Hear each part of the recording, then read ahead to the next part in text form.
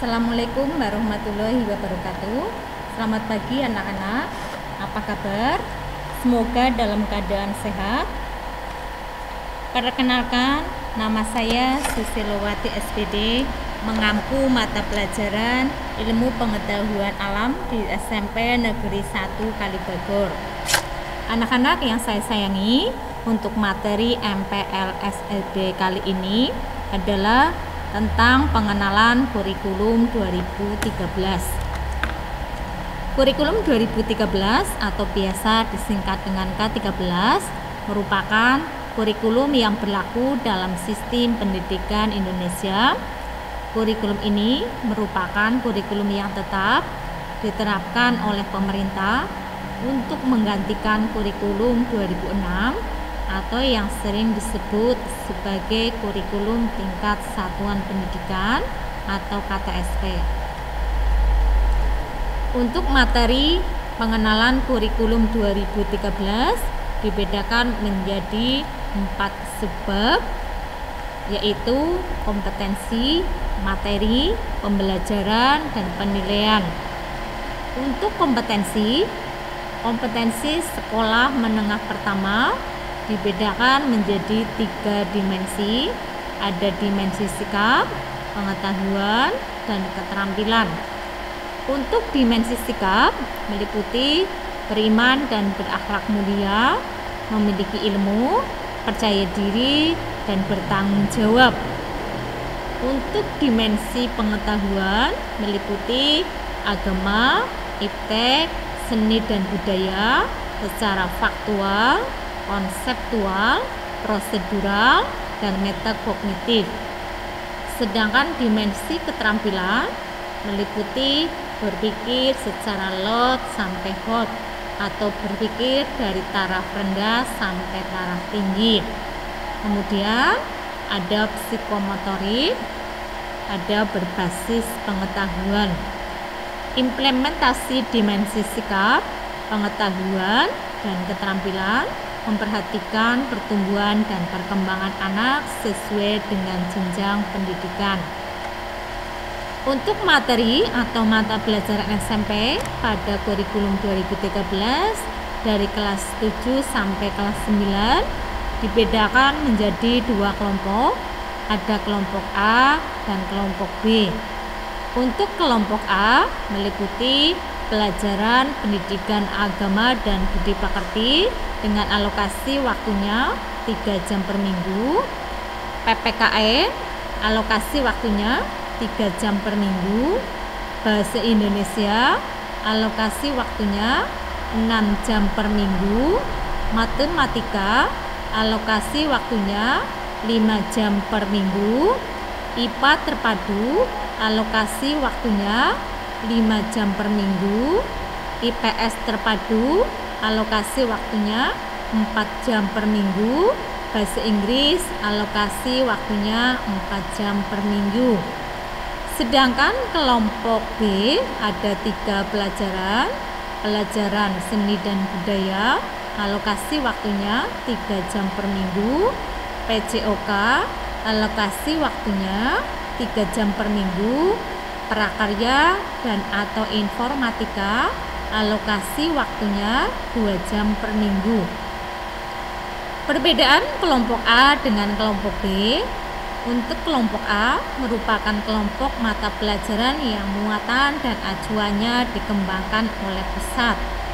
Sedangkan kelompok B merupakan kelompok mata pelajaran yang muatan dan acuannya dikembangkan oleh pusat dan dapat dilengkapi dengan muatan lokal atau konten lokal. Muatan lokal dapat memuat bahasa Jawa. Untuk tatap muka setiap 1 jam pelajaran berdurasi 40 menit. Berikutnya yaitu pengembangan pembelajaran. Pada kurikulum 2013, pembelajaran dikembangkan berdasarkan karakteristik pembelajaran dan karakteristik kompetensi dasar.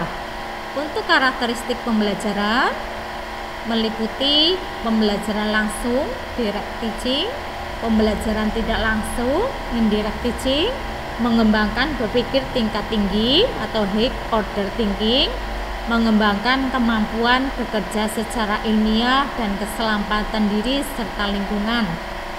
Untuk karakteristik kompetensi dasar meliputi kompetensi abad ke-21, yaitu secara kolaboratif, kreatif, critical thinking, dan komunikatif. Ada sikap, pengetahuan, dan keterampilan. Berikutnya, lingkup dan instrumen penilaian hasil belajar. Untuk lingkup penilaian hasil belajar oleh pendidik mencakup aspek sikap, aspek pengetahuan, dan aspek keterampilan. Sedangkan lingkup penilaian hasil belajar oleh satuan pendidikan mencakup aspek pengetahuan dan aspek keterampilan. Berikutnya, instrumen penilaian hasil belajar oleh pendidik menggunakan berbagai macam instrumen penilaian, baik berupa tes, pengamatan, penugasan perseorangan atau kelompok, dan bentuk lain yang sesuai dengan karakteristik kompetensi dan tingkat perkembangan peserta didik.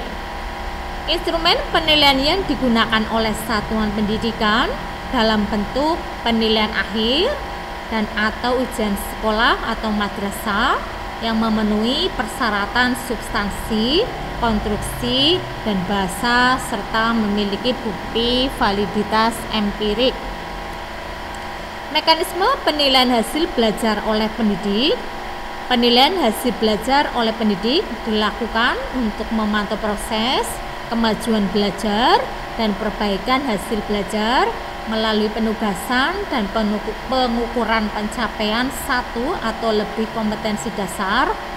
Penilaian aspek sikap dilakukan melalui observasi atau pengamatan sebagai sumber informasi utama dan pelaporannya menjadi tanggung jawab wali kelas atau guru kelas. Sedangkan hasil penilaian pencapaian sikap oleh pendidik disampaikan dalam bentuk predikat atau deskripsi.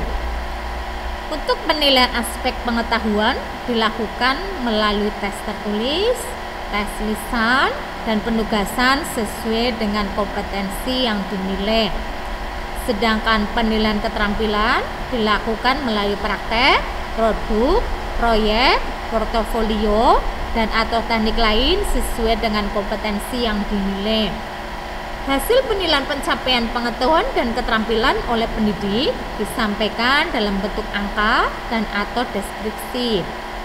Bagi peserta didik yang belum mencapai KKM harus mengikuti pembelajaran remedial. Sedangkan mekanisme penilaian hasil belajar oleh satuan pendidikan. Penilaian dilakukan dalam bentuk penilaian akhir dan ujian sekolah atau madrasah. Penilaian akhir meliputi penilaian akhir semester dan penilaian akhir tahun. Sedangkan hasil penilaian sikap dilaporkan dalam bentuk predikat dan atau deskripsi. Sedangkan hasil penilaian pengetahuan dan keterampilan dilaporkan dalam bentuk nilai, predikat, dan deskripsi pencapaian kompetensi mata pelajaran. Untuk laporan hasil penilaian pendidikan pada akhir semester dan akhir tahun ditetapkan dalam rapat Dewan Guru berdasarkan hasil penilaian oleh pendidik dan hasil penilaian oleh satuan pendidikan. Kenaikan kelas dan atau kelulusan peserta didik ditetapkan melalui rapat Dewan Guru.